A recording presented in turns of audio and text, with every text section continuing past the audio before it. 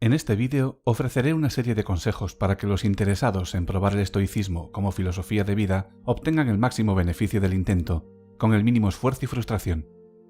También describiré algunas de las sorpresas y algunos de los placeres que aguardan a los aspirantes a estoicos. El primer consejo que daría a quienes pretendan dar una oportunidad al estoicismo es practicar lo que se denomina estoicismo sigiloso. Creo que harán bien en mantenerlo en secreto. Al practicar el estoicismo en secreto se obtendrán sus beneficios a la vez que se evita un coste significativo, como la burla y el desprecio de conocidos, familiares, vecinos o compañeros de trabajo. En cambio, si la práctica del estoicismo tiene éxito, amigos, familiares, vecinos y compañeros de trabajo percibirán una diferencia en nosotros, un cambio a mejor, pero probablemente no se explicarán la transformación. Si se nos acercan perplejos y nos preguntan por nuestro secreto, podremos decidir revelarles la sórdida verdad, que somos estoicos ocultos. Mi siguiente consejo a los aspirantes a estoicos es no intentar dominar todas las técnicas estoicas a la vez, sino empezar con una y tras ser competente en ella, seguir con otra. Y creo que una buena técnica para empezar es la visualización negativa. En ciertos momentos libres del día, paremos a contemplar la pérdida de aquello que valoramos en la vida. La práctica de esta contemplación puede producir grandes transformaciones en nuestra perspectiva. Nos puede hacer conscientes, aunque sea provisionalmente, de lo afortunados que somos y de todo aquello por lo que podemos estar agradecidos, independientemente de las circunstancias. En mi experiencia, la visualización negativa es a la vida cotidiana lo que la sal es a la cocina. Aunque a un cocinero le requiere un tiempo, una energía y un talento mínimos añadir la sal a la comida, el sabor de todos los alimentos mejorará como resultado. En el mismo sentido, aunque la práctica de la visualización negativa exige un tiempo, una energía y un talento mínimos, quienes la practiquen descubrirán que su capacidad para disfrutar de la vida ha mejorado considerablemente. Después de practicarla, abrazarán la vida que poco antes decían que no valía la pena vivir. Sin embargo, en mi práctica del estoicismo he descubierto que es fácil olvidarse de practicar la visualización negativa durante días o semanas. Creo que sé por qué sucede. Al practicar la visualización negativa aumenta nuestra satisfacción con nuestras circunstancias. Pero al obtener este grado de satisfacción, lo natural es simplemente disfrutar de la vida. De hecho, es decididamente antinatural que alguien satisfecho con la vida pase su tiempo pensando en las cosas malas que puedan suceder. Sin embargo, los estoicos nos recuerdan que la visualización negativa, además de hacernos apreciar lo que tenemos, nos ayudará a evitar que nos aferremos a aquello que apreciamos. En consecuencia, es importante practicarla tanto en tiempos de bonanza como en épocas de carestía. He intentado incorporar a mi práctica la visualización negativa al irme a dormir, como parte de la meditación al acostarse, pero el experimento ha fracasado. Mi problema es que tiendo a dormirme en cuanto mi cabeza se apoya en la almohada, sencillamente. No hay tiempo para visualizar. En cambio, practico la visualización negativa y en líneas generales evalúo mi progreso como estoico mientras conduzco a casa. De esta forma, transformo un tiempo inactivo en tiempo útil. Después de dominar la visualización negativa, un estoico novicio debería dominar la dicotomía del control. Según los estoicos, hemos de establecer una especie de clasificación en la que distinguiremos entre las cosas sobre las que no tenemos ningún control de aquellas sobre las que tenemos un control absoluto, y aquellas sobre las que tenemos un control relativo. Y tras establecer esta distinción, hemos de centrar nuestra atención en las dos últimas categorías. En particular, malgastaríamos nuestro tiempo y nos provocaríamos una ansiedad inútil si nos preocupáramos por aquello sobre lo que no tenemos ningún control. He descubierto que aplicar la dicotomía del control, además de ayudarme a controlar mis propias ansiedades, es una técnica eficaz para disipar las ansiedades de los no estoicos que me rodean, que de otra manera perturbarían mi serenidad. Cuando amigos y familiares comparten conmigo la fuente de su ansiedad, a menudo resulta que aquello los inquieta, está más allá de su control. Mi respuesta en estos casos es señalar este punto. ¿Qué puedes hacer respecto a esta situación? Nada. Por lo tanto, ¿qué sentido tiene preocuparse? Está fuera de tu control, por lo que no tiene sentido angustiarse. Y si estoy de buen humor, añado una cita de Marco Aurelio a este último comentario. No merece la pena hacer nada en vano. Es interesante constatar que, aunque algunas personas a las que he intentado aplicar esta estrategia pueden describirse generosamente como propensas a la ansiedad, casi siempre responden a la lógica de la dicotomía del control. Su ansiedad queda diluida, como mínimo por un tiempo. A un novicio estoico le interesará, para dominar la dicotomía del control, practicar la interiorización de sus objetivos. En lugar de que su objetivo sea ganar el partido de tenis, por ejemplo, sea el de prepararse para dar lo mejor de sí mismo mientras juega. Ese ha de ser su objetivo. Al interiorizar rutinariamente nuestros objetivos, reduciremos, aunque probablemente no eliminemos, la que de otro modo sería una fuente significativa de inquietud en la vida, o la sensación de que hemos fracasado a la hora de alcanzar un objetivo. En la práctica del estoicismo, además de la dicotomía del control, también nos será útil convertirnos en fatalistas psicológicos en relación con el pasado y el presente, pero no con el futuro. Aunque nos conviene pensar en el pasado y en el presente para aprender aquello que nos servirá para afrontar con serenidad los obstáculos que el futuro nos interponga en el camino, nos negaremos a invertir nuestro tiempo en pensamientos condicionales sobre el pasado y el presente. En tanto el pasado y el presente no se pueden cambiar, es inútil desear que hayan sido de otra forma. Haremos lo que podamos para aceptar el pasado, sea cual sea, y aceptar el presente, sea el que sea. Como hemos visto, los demás suelen ser el enemigo en nuestra batalla por la serenidad. Por esta razón, los estoicos desarrollaron estrategias para enfrentarse a este enemigo, y en concreto, para afrontar los insultos de aquellos con los que mantenemos algún tipo de relación. Uno de los cambios más interesantes en mi práctica del estoicismo ha sido mi transformación, de alguien que temía los insultos a un experto en su recibimiento. Para empezar, los colecciono. Una vez recibido, analizo y categorizo el insulto. A continuación, espero a ser insultado, en la medida en que me permite perfeccionar mi juego de los insultos. Sé que suena extraño, pero una consecuencia de la práctica del estoicismo es que uno busca oportunidades para practicar las técnicas estoicas. Más adelante me extenderé en este sentido. Una de las cosas que hacen que los insultos sean difíciles de gestionar es que suelen aparecer de forma inesperada. Estás conversando tranquilamente con alguien cuando, zas, dice algo que, aunque no pretendía ser un insulto, puede interpretarse fácilmente como tal. Por ejemplo, hace poco conversaba con un amigo sobre un trabajo que está haciendo para la universidad. Dijo que en el libro iba a comentar cierto material que yo había publicado. Me complació que tuviera en cuenta mi trabajo, y cuando me disponía a decírselo, llegó el varapalo. «Tengo que decidir», dijo, «si en mi respuesta he de caracterizarte como perverso o simplemente como equivocado. En mi época preestoica habría sentido el aguijón de este insulto y probablemente me habría enfadado. Habría defendido vigorosamente mi trabajo y me habría esforzado en contraatacar con otro insulto.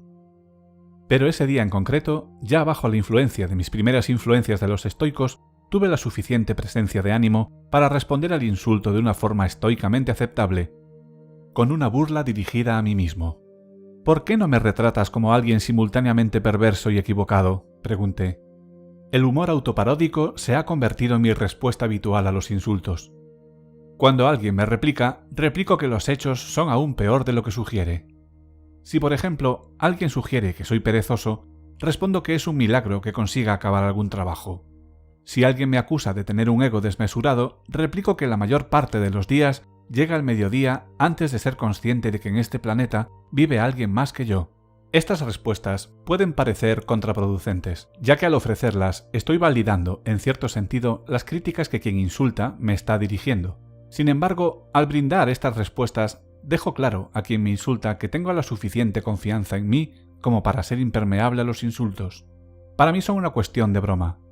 Por otra parte, al negarme a entrar en el juego de los insultos, al negarme a responder con otro, dejo claro que estoy por encima de ese comportamiento. Mi rechazo a jugar el juego del insulto probablemente irritará más a quien me insulta que si le devolviera el agravio. Una de las peores cosas que podemos hacer cuando los demás nos molestan es enfadarnos. Después de todo, la ira es un gran obstáculo a nuestra serenidad. Los estoicos se dieron cuenta de que la ira es contraria a la felicidad y puede arruinar nuestra vida si se lo permitimos. Mientras observaba mis emociones, he prestado mucha atención a la ira y como resultado he descubierto algunas cosas. Para empezar, soy plenamente consciente de hasta qué punto la ira tiene una vida propia en mi interior. Puede permanecer latente, como un virus, para resucitar y hundirme en la miseria cuando menos me lo espero. Por ejemplo, puedo estar en clase de yoga intentando liberar mi mente de pensamientos cuando de repente me asalta la ira por un incidente que ocurrió hace años. Por otra parte, he llegado a la conclusión de que Séneca se equivocaba al sugerir que no hay placer en la expresión de la ira. Este es el problema de la ira. Sienta bien airearla y sienta mal suprimirla. De hecho, cuando nuestra ira es justa, cuando estamos seguros de tener razón y de que quien nos enfada está equivocado, es estupendo desahogarse y dejar que la persona que nos ha agraviado conozca nuestro enfado. En otras palabras, si la ira parece una picadura de mosquito, sienta mal no rascarla, y se siente bien al rascarla. Evidentemente, el problema con estas picaduras es que cuando te rascas sueles arrepentirte de haberlo hecho. El escozor regresa intensificado, y rascándote multiplicas las posibilidades de que se infecte. Otro tanto puede decirse de la ira, aunque siente bien airearla, probablemente te arrepentirás de haberlo hecho. Una cosa es airear la ira, o mejor aún, simular ira, con el objetivo de modificar la conducta de alguien. La gente responde a la ira. Sin embargo, he descubierto que una parte significativa de la ira que expreso no se puede explicar en estos términos. Por ejemplo, mientras conduzco, me enfado de vez en cuando ante la incompetencia de otros conductores y a veces llego a gritarles. Como mis ventanillas y las suyas están subidas, los otros conductores no pueden oírme y por lo tanto no podrán responder a mi enfado, evitando que puedan escuchar lo que me ha molestado. Esta ira, aunque justa, es completamente inútil. Al expresarla, no hago más que perturbar mi propia serenidad. En otros casos, aunque estoy justamente irritado con alguien, no puedo expresarle mi malestar, debido a mis circunstancias, por lo que me limito a pensar mal de él. Una vez más, estas efusiones de ira son inútiles, me perturban, pero no tienen ningún impacto en la persona que me ha hecho enfadar. De hecho, si acaso, tan solo sirven para agravar el daño que me hace. ¡Qué pérdida de tiempo! He descubierto, por cierto, que practicar el estoicismo me ha ayudado a reducir la frecuencia con la que me enfado con otros conductores. Quizá lanzo una décima parte de los gritos que solía lanzar antes. También ha contribuido a que limite el número de malos pensamientos que albergo hacia las personas que me agraviaron en el pasado. Y cuando estos malos pensamientos se apoderan de mí, no duran tanto como solían. Como la ira tiene estas características, su capacidad para permanecer latente y el hecho de que airearla siente bien, hacen que sea difícil de superar. Y aprender a hacerlo es uno de los mayores desafíos que afronta quien practica el estoicismo. Sin embargo, he descubierto que cuanto más pensamos y comprendemos la ira, más fácil es controlarla. Como esto es una realidad diaria, leo el ensayo de Séneca sobre la ira mientras espero en la consulta del médico. Lamentablemente, el médico llega tarde y debido a ello, tengo que esperar casi una hora. Tengo todas las razones para enfadarme, y en mi época preestoica, sin duda lo habría hecho. Pero como me he pasado toda esa hora pensando en la ira, me resulta imposible sucumbir a ella. También he descubierto que es posible recurrir al humor como defensa contra la ira. En particular, una forma maravillosa de evitar enfadarme es imaginarme a mí mismo como un personaje en una obra de teatro. Del absurdo, se supone que las cosas no tienen sentido. La gente no es competente y la justicia, cuando acontece, lo hace por accidente. En lugar de permitir que los acontecimientos me irriten, me convenzo a mí mismo de que he de reírme de ellos. De hecho, intento imaginar cómo el dramaturgo de la obra absurda podría haber reforzado aún más el absurdo de la trama. Creo que Séneca tenía razón cuando señalaba que la risa era la respuesta adecuada. Séneca también advierte que muestra mejor ánimo el que no contiene su risa que el que no contiene sus lágrimas, ya que la risa expresa la más agradable de las emociones, y considera que no hay nada importante ni grave ni tampoco despreciable en el conjunto de la vida. Además de recomendarnos imaginar las cosas malas que pueden sucedernos, los estoicos también nos aconsejan procurar que sucedan como resultado de un programa de incomodidad voluntaria. Séneca, por ejemplo, recomienda vivir periódicamente como si fuéramos pobres, y Musonio nos aconseja hacer cosas que nos produzcan incomodidad. Seguir este consejo requiere de un grado de autodisciplina superior al necesario para practicar otras técnicas estoicas. Los programas de incomodidad voluntaria conviene dejarlos para estoicos avanzados. He probado un programa de incomodidad voluntaria. No he intentado caminar descalzo, como sugería Musonio, pero sí un comportamiento menos radical, como vestir ropa ligera o no poner la calefacción en invierno ni el aire acondicionado en verano. También he empezado a asistir a clases de yoga. El yoga ha mejorado mi equilibrio y flexibilidad. Me ha recordado la importancia de la postura y me ha hecho muy consciente del poco control que ejerzo sobre los contenidos de mi mente. Y además de concederme este y otros beneficios, El yoga ha sido una maravillosa fuente de incomodidad voluntaria. Al practicar yoga, compongo posturas incómodas y que en algunos casos bordean el dolor. Por ejemplo, doblo las piernas hasta casi provocarme un calambre antes de descensarlas. Sin embargo, mi profesora de yoga jamás habla del dolor. Por el contrario, habla de posturas que provocan una sensación muy intensa. Me ha enseñado a dirigir la respiración hacia la zona que duele, lo que resulta fisiológicamente imposible, si lo que experimento es, por ejemplo, un calambre en la pierna. Y sin embargo, es innegable que la técnica funciona.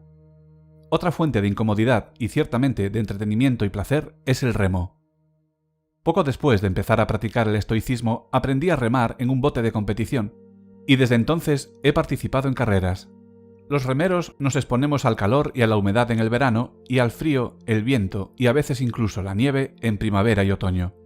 El agua nos salpica sin miramientos, nos salen ampollas y luego callos. Quitarse los callos es una de las actividades predilectas de los remeros serios cuando están fuera del agua. Además de ser una fuente de incomodidad física, el remo es una maravillosa fuente de incomodidad emocional. En particular, me ha proporcionado una lista de miedos que superar. Los botes de remo son muy inestables. De hecho, en cuanto se presenta la oportunidad, arrojarán alegremente al remero al agua. Me costó un esfuerzo considerable superar mi temor a volcar, sobreviviendo con éxito a 3 vuelcos. A partir de ahí, seguí trabajando en mis miedos. Entre ellos, el temor a remar en la oscuridad previa al amanecer, el temor a abandonar el muelle mientras estoy de pie en el bote, y el temor a encontrarme en mitad de un lago, a cientos de metros de la costa más cercana, en una diminuta embarcación, lo que me traicionó 3 veces. Cada vez que emprendas una actividad en la que el fracaso es posible, quizás sientas un cosquilleo en el estómago. Antes, he mencionado que desde que me he convertido en estoico, soy un coleccionista de insultos. También colecciono cosquilleos en el estómago. Me gusta participar en actividades, como la competición de remo, que hacen brotar ese cosquilleo solo para poder practicar las técnicas estoicas y enfrentarme a esas situaciones. Después de todo, las emociones son un componente importante del temor al fracaso, por lo que, al afrontarlas, estoy trabajando para superar ese temor. En las horas previas a la carrera, me inunda un cosquilleo realmente magnífico.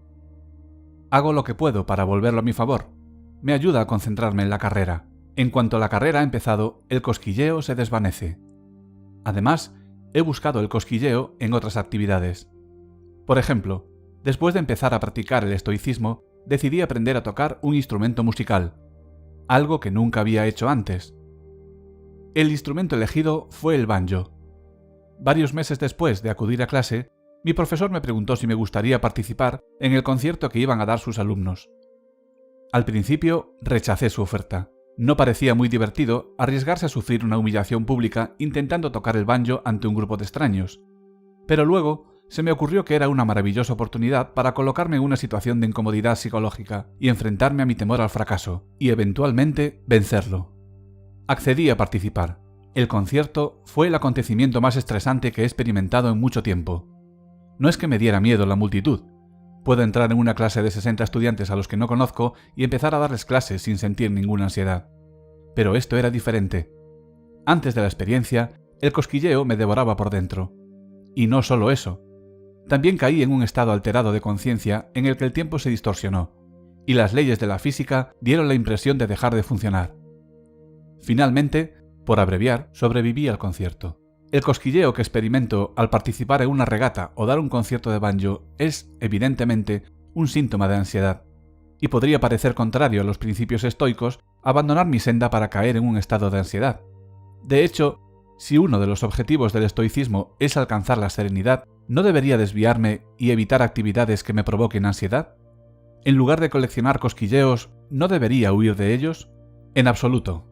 Al provocarme ansiedad, dando, por ejemplo, un concierto de banjo, estoy evitando buena parte de la ansiedad que en el futuro me pueda asaltar. Ahora, al afrontar un nuevo reto, hay poderosas razones que me amparan. Comparado con el recital de banjo, este nuevo reto no es nada. Sobreviví a aquel desafío y sin duda sobreviviré a este. En otras palabras, al participar en el recital, me he inmunizado contra buena parte de la ansiedad futura. Sin embargo, es una inmunización que se desvanecerá con el tiempo, por lo que necesitaré reinmunizarme con otra dosis de cosquilleo. Cuando participo en actividades que me provocan incomodidad física y mental, me veo a mí mismo, o en todo caso, a una parte de mí, como a un adversario en algún tipo de juego. Este adversario, mi otro yo, por así decirlo, funciona con el piloto automático evolutivo, solo quiere estar cómodo y disfrutar de las oportunidades para el placer. A mi otro yo le falta autodisciplina, abandonado a sus propios recursos. Siempre buscará el camino más fácil en la vida, y debido a ello, apenas será algo más que un mero buscador de placeres. También es un cobarde. Mi otro yo no es amigo mío, al contrario, hay que considerarlo, en palabras de Epícteto, un enemigo al acecho. Para ganar puntos en la competición con mi otro yo, he de establecer mi supremacía sobre él. Para ello, he de provocarle una incomodidad que podría haber evitado fácilmente, así como evitar que experimente placeres que de otro modo habría disfrutado. Cuando teme hacer algo, debo obligarle a afrontar sus temores y superarlos. ¿Por qué jugar a este juego contra mi otro yo? En parte, para alcanzar una mayor autodisciplina. ¿Y por qué la autodisciplina es algo que merece la pena poseer? Porque quienes la poseen tienen la capacidad de determinar qué hacer con su vida. Quienes carecen de ella vivirán determinados por alguien o algo, y como resultado, corren el peligro real de desperdiciar sus vidas. Enfrentarme a mi otro yo también me ayuda a fortalecer mi carácter. Soy consciente de que hablar hoy en día de fortalecer el carácter hará que más de uno sonría burlonamente. Pero es una actividad que los estoicos habrían asumido de buen grado y que recomendarían a quien quisiera disfrutar de una buena vida. Otra buena razón para enfrentarme a mí mismo es que, por sorprendente que resulte, es divertido. Es muy disfrutable ganar un punto en este juego cuando, por ejemplo, superamos un miedo. Los estoicos eran conscientes de ello. Epícteto habla del placer derivado de negarnos diversos placeres. En esa misma dirección, Séneca también nos recuerda que aunque nos resulte desagradable soportar una situación, si logramos superarla, estaremos complacidos con nosotros mismos. Cuando participo en competiciones de remo, puede dar la impresión de que quiero vencer al resto de los regatistas, pero en realidad estoy involucrado en una competición mucho más significativa, la que llevo a cabo con mi otro yo. Él no quería aprender a remar, él no quería entrenarse, prefería quedarse en una cama calentita en las horas previas al amanecer. No quería remar hasta la línea de salida. De hecho, mientras se dirigía hacia allí, no paraba de quejarse de lo cansado que estaba. Y durante la carrera, quería dejar de remar y permitir que ganara otro. Si dejas de remar, me decía con la voz más seductora, todo este dolor acabará. ¿Por qué no dejarlo? Piensa en lo bien que te sentirás. Es curioso, pero mis competidores en la carrera son simultáneamente mis compañeros de equipo en la competición, mucho más importante, contra mi otro yo. Al remar unos contra otros, todos remamos contra nosotros mismos, aunque no todos lo hacemos conscientemente. Para remar contra los demás, hemos de superarnos individualmente, superar nuestros temores, nuestra pereza y nuestra falta de autodisciplina. Y es completamente posible perder la competición contra el resto de los remeros, de hecho, llegar el último, y en el proceso, haber triunfado en la competición con el otro yo. Como hemos visto, los estoicos recomiendan simplificar el propio estilo de vida. Como ocurre con los programas de incomodidad voluntaria, conviene dejar la simplificación del estilo de vida a los estoicos avanzados. Tal como he explicado, un estoico aficionado probablemente querrá mantener un perfil filosófico bajo. Si empiezas a vestir de forma más informal, la gente lo notará. También se darán cuenta si sigues conduciendo el mismo coche viejo o si, horror, renuncias al coche para tomar el autobús o la bicicleta. La gente pensará lo peor, tal vez la bancarrota inminente, o incluso las primeras fases de una enfermedad mental. Y si le explicas que has superado tu deseo de impresionar a quienes se dejan impresionar por las trampas externas de la persona, tan solo empeorarás las cosas. Cuando empecé a experimentar con un estilo de vida simplificado, me llevó un tiempo acostumbrarme. Cuando, por ejemplo, alguien me preguntó dónde había comprado la camiseta que vestía y respondí que en una tienda de segunda mano, me sentí un poco avergonzado. Este incidente me ayudó a apreciar la forma en que Catón afrontaba este tipo de emociones. Como hemos visto, Catón vestía de otra forma como parte de un ejercicio de entrenamiento. Quería aprender, avergonzarse solo de aquello que era realmente vergonzoso. Por lo tanto, abandonó sus costumbres para hacer cosas que despertaran emociones inapropiadas de vergüenza en su fuero interno, tan solo para entrenarse en la superación de esas emociones. En este sentido, últimamente he estado intentando emular a Catón. Desde que me convertí en estoico, mis deseos han cambiado por completo. Ya no deseo muchas cosas de las que antes consideraba esenciales para una vida digna. Vestía de forma elegante, y ahora mi guardarropa puede describirse como utilitario. Tengo una corbata y un abrigo de vestir que puedo ponerme cuando lo necesito. Por suerte, rara vez me hacen falta. Quería un coche nuevo, pero cuando mi viejo coche de 16 años murió recientemente, lo he sustituido por otro de 9 años de antigüedad, algo que hace una década no habría imaginado que iba a hacer. El nuevo coche, por cierto, incluye 2 elementos que no tenía el viejo, un sujetavasos y una radio que funciona. Hubo un tiempo en el que comprendía por qué alguien quería tener un Rolex. Ahora, ese comportamiento me deja perplejo. Antes, tenía menos dinero del que creía necesitar. Ya no es así, en gran medida porque deseo pocas de las cosas que el dinero puede comprar. Leo que muchos de mis conciudadanos españoles tienen problemas económicos. Tienen la desafortunada tendencia a utilizar todo el crédito disponible. Y cuando esto no satisface sus deseos de bienes de consumo, siguen gastando de todos modos. Uno sospecha que muchos de estos individuos serían prósperos, no estarían arruinados y también serían más felices de haber desarrollado la capacidad para disfrutar de los placeres sencillos de la vida. Me he convertido en un consumidor disfuncional. Cuando visito unos grandes almacenes, por ejemplo, no compro nada. Al contrario, miro a mi alrededor y me asombran todas las cosas que no necesito y que no me imagino deseando. Mi única distracción en un centro comercial es observar a los demás. Sospecho que la mayoría de ellos no van allí porque necesiten comprar algo. Más bien, acuden con la esperanza de despertar el deseo de algo que, antes de llegar al centro comercial, no deseaban. Puede ser un suéter de cachemira, una llave de tubo o el último teléfono móvil. ¿Por qué esa tendencia a crear un deseo? Porque si crean uno, podrán disfrutar de la euforia que acompaña la extinción del deseo una vez hemos comprado el objeto. Evidentemente, esta euforia tiene tan poco que ver con la verdadera felicidad como tomar un chute de heroína tiene que ver con la felicidad de un adicto a esta sustancia.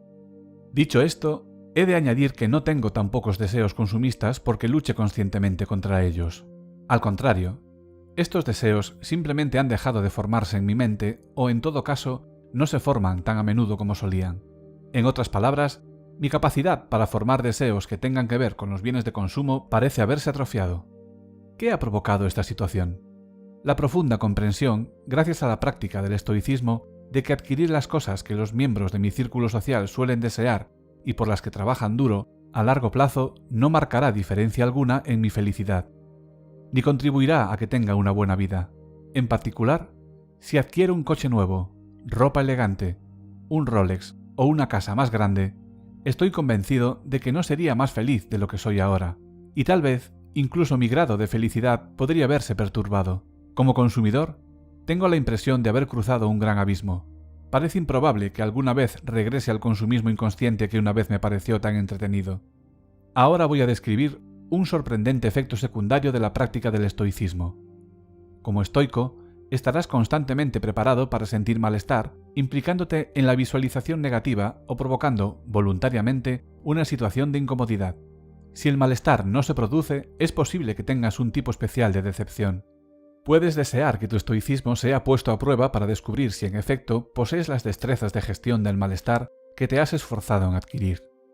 En otras palabras, eres como un bombero que se ha entrenado en apagar fuegos durante años, pero cuyos servicios no han sido requeridos nunca para extinguir un incendio real, o como un futbolista que, tras entrenarse durante toda la temporada, no sale del banquillo. En este sentido, el historiador Paul Bank ha comentado que si intentamos practicar el estoicismo, una vida tranquila es en realidad inquietante, porque no sabemos si seremos fuertes en caso de tempestad. Análogamente, según Séneca, cuando alguien intenta perjudicar a un sabio, el sabio puede dar las gracias, ya que las heridas no solo no le hieren, sino que le ayudan. Tan lejos está de encogerse ante los golpes de las circunstancias y de los hombres, que incluso considera que las heridas son ventajosas, ya que gracias a ellas encuentra el modo de ponerse a prueba a sí mismo y a su virtud. Séneca también sugiere que un estoico puede dar la bienvenida a la muerte por cuanto ésta representa la última prueba para un estoico. Aunque no practico el estoicismo desde hace mucho, he descubierto en mí el deseo de ponerlo a prueba. Ya he mencionado mi deseo de ser insultado. Quiero saber si responderé a las vejaciones de una forma apropiadamente estoica. También me he apartado de mi camino para ponerme en situaciones que pongan a prueba mi valor y mi voluntad. En parte, para descubrir si soy capaz de superar esas pruebas. Y mientras redactaba el guión para este vídeo, tuvo lugar un incidente que me ofreció una profunda comprensión del deseo de los estoicos de poner a prueba su filosofía de vida. El incidente en cuestión tuvo lugar cuando empecé a detectar destellos de luz en la periferia de mi campo visual, cuando parpadeaba en una habitación a oscuras. Fui al oculista y me comunicó que tenía un desgarro en la retina y que, para evitar el desprendimiento, tenía que someterme a cirugía láser. La enfermera que me preparó me explicó que el doctor barrería reiteradamente mi retina con un rayo láser de alta potencia. Me preguntó si alguna vez había asistido a un espectáculo de luces, y me dijo que lo que iba a contemplar era mucho más espléndido. El doctor entró en la habitación y empezó la operación. Los primeros destellos de luz fueron intensos y hermosos, pero luego ocurrió algo inesperado. Dejé de ver el estallido de luz. Aún podía oír el sonido del láser, pero no veía nada. De hecho, cuando el láser fue desconectado, todo lo que podía ver con el ojo operado era una mancha púrpura que cubría todo mi campo visual. Pensé que algo había ido mal en la operación, tal vez un mal funcionamiento del láser, y que me había quedado ciego de un ojo. Este pensamiento fue inquietante, evidentemente, pero vino acompañado por otro pensamiento completamente inesperado. Me descubrí a mí mismo reflexionando sobre cómo reaccionaría si perdiera la visión de un ojo. En particular, ¿sería capaz de afrontarlo a la manera estoica? En otras palabras, estaba respondiendo a la posible pérdida de visión en un ojo juzgando la potencial prueba estoica que supondría esa pérdida. Probablemente, esta respuesta parezca extraña, lo sigue siendo para mí. Sin embargo, era mi respuesta, y al reaccionar así, experimenté un efecto secundario predecible, algunos dirían perverso, de la práctica del estoicismo. Informé a la enfermera de que no podía ver con el ojo operado. Ella me dijo al fin, ¿por qué no lo hizo antes? Me dijo que era normal y que recuperaría la visión en 1 hora. Así fue, y como resultado fui privado, por suerte, creo, de esta oportunidad de poner a prueba mi estoicismo. A menos que una muerte imprevista lo impida, en 1 década tendré que enfrentarme a una gran prueba para mi estoicismo. Tendré 65 años. En otras palabras, estaré en el umbral de la vejez. A lo largo de toda mi vida he buscado referencias, personas que habían vivido antes que yo determinada etapa de la vida, y que lo habían hecho de forma exitosa. Al llegar a los 50, empecé a examinar a personas de 70 y 80 a fin de encontrar referencias. Descubrí que era fácil encontrar referencias negativas en ese grupo de edad. Mi objetivo, pensaba, era evitar acabar como ellas.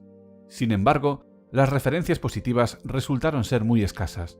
Cuando acudí a mis conocidos de 70 y 80 años y les pedía consejo para afrontar el inicio de la vejez, todos tenían la molesta tendencia a brindar la misma perla de sabiduría: no te hagas viejo. Salvo el descubrimiento de un medicamento que actuara como fuente de la juventud, la única forma de seguir este consejo era suicidándome. En consecuencia, se me ocurrió que eso era precisamente lo que me estaban aconsejando, aunque de manera indirecta. También se me ocurrió que su consejo de no hacerse viejo reflejaba la observación de Musonio, según la cual, bendito aquel que no muere tarde, sino bien. Es posible que al cruzar el umbral de los 70 y los 80 llegue a la conclusión de que la no existencia es preferible a la vejez, como las personas mayores que conozco parecen pensar.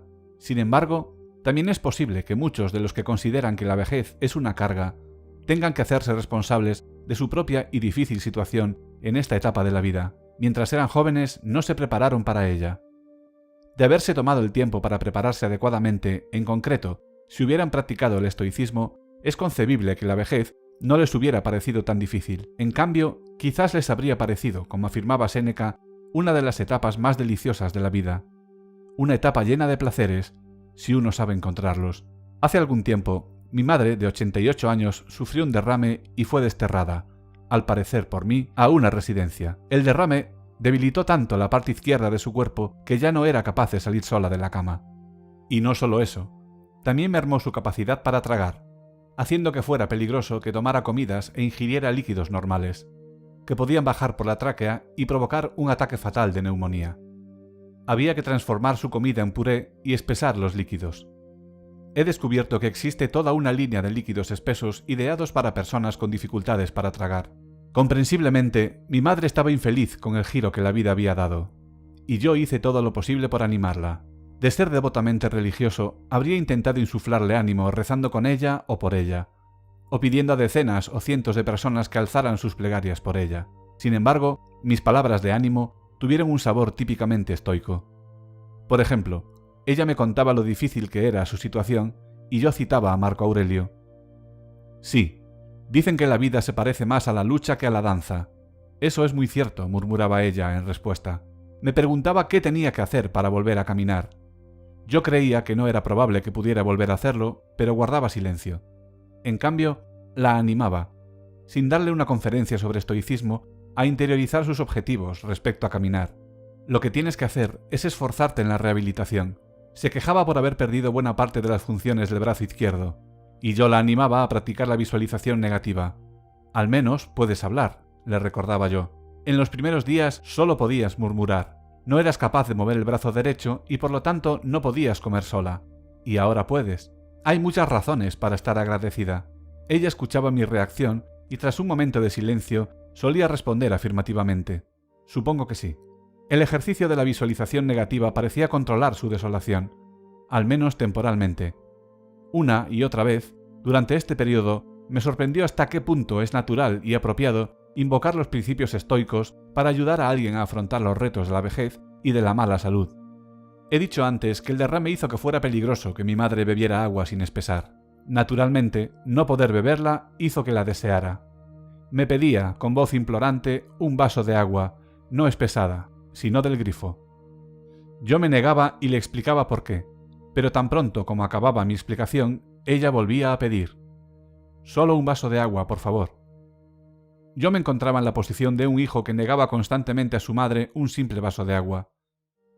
Tras soportar las súplicas de mi madre durante un tiempo, pregunté qué podía hacer a una enfermera. «Dale cubitos de hielo para chupar», dijo. El agua del hielo se derrite lentamente y hay poco peligro de que la aspire. Como resultado de este consejo, me convertí en el heladero personal de mi madre. Le llevaba una taza de cubitos en cada visita. «Llega el hombre del hielo», anunciaba al llegar a su habitación. Introducía un cubito en su boca y mientras ella lo chupaba, decía lo maravilloso que era. Mi madre, que en sus buenos tiempos había sido una sibarita de la buena comida y bebida, ahora era una sibarita de los cubitos de hielo. Algo que había dado por hecho toda su vida. Para ella, un cubito de hielo no era más que un instrumento para enfriar una bebida apetecible. Ahora le proporcionaba un placer intenso. Disfrutaba más del hielo que un gourmet de un champán de reserva. Al ver cómo disfrutaba del hielo, sentí una punzada de envidia. ¿No sería estupendo obtener tanto placer de un simple cubito de hielo? Decidí que era improbable que la visualización negativa por sí sola me permitiera apreciar los cubitos de hielo tan intensamente como mi madre. Por desgracia, haría falta sufrir un derrame para ello. Sin embargo, observarla chupar los cubitos fue muy instructivo. Me hizo consciente de otra cosa que daba por sentada. Mi capacidad para beber del tirón un gran vaso de agua fría en un caluroso día de verano. Durante una visita a mi madre, me encontré con el fantasma de las navidades futuras. Atravesaba el pasillo de la residencia geriátrica en dirección a su habitación. Algo más adelante había un anciano señor en silla de ruedas, empujada por un asistente. Al acercarme, el ayudante le dijo al anciano: «Este hombre también es profesor». Resulta que mi madre les había hablado a todos de mí. Me detuve y saludé a mi colega de academia, que se había retirado no hacía mucho. Conversamos un rato y me recorrió el pensamiento de que en pocas décadas volvería a tener esta conversación. Solo que yo estaría en la silla de ruedas y ante mí tendría un profesor más joven que dedicaría unos momentos de su ajetreada vida a conversar con una reliquia académica. Mi tiempo se acaba, me dije a mí mismo, y tengo que prepararme para ello. Como hemos visto, el objetivo del estoicismo es alcanzar la serenidad. Naturalmente, los espectadores querrán saber si mi propia práctica de esta filosofía de vida me ha ayudado en este objetivo. Por desgracia, no me ha permitido conquistar una serenidad perfecta. Sin embargo, me ha permitido vivir sustancialmente más tranquilo. En particular, he hecho un progreso considerable para dominar mis emociones negativas. Soy menos propenso a la ira de lo que solía, y cuando la expreso, mi voluntad de disculparme es mayor. No solo soy más tolerante al menosprecio, sino que soy prácticamente inmune a los insultos más habituales.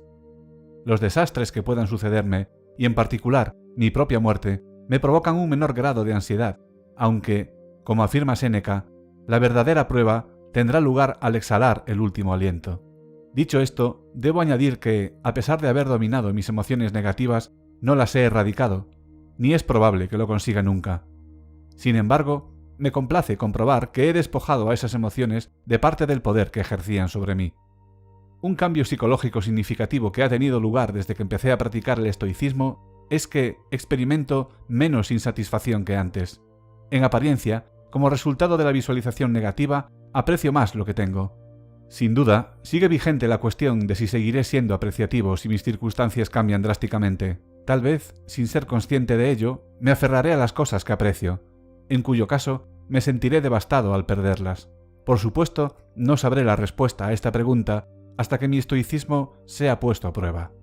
Otro descubrimiento que he realizado en mi práctica del estoicismo tiene que ver con la alegría. La alegría que interesaba a los estoicos puede describirse como una especie de gozo sin objeto, un gozo que no se detiene en algo en particular, sino en todo. Simplemente es la delicia de participar en la vida. Es la profunda comprensión de que, aunque todo esto no tenía por qué haber sido posible, es posible, maravillosa y magníficamente posible. Hago constatar que mi práctica del estoicismo no me ha permitido experimentar una alegría inquebrantable, muy lejos de eso. Tampoco he sentido la felicidad del sabio estoico ante la comprensión de que esta felicidad no puede ser perturbada por acontecimientos externos. Sin embargo, mi práctica del estoicismo me ha hecho susceptible a estallidos periódicos de alegría ante todo cuanto nos rodea.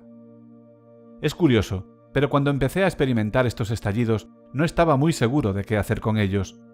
¿Debería aceptar mis sentimientos de alegría o mantenerlos a distancia?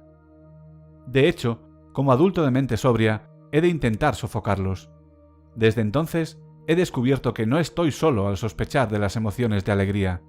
Luego, se me hizo evidente que era una completa estupidez no aceptarlas. Y eso es lo que, como estos comentarios, me hacen parecer terriblemente autocomplaciente y jactancioso.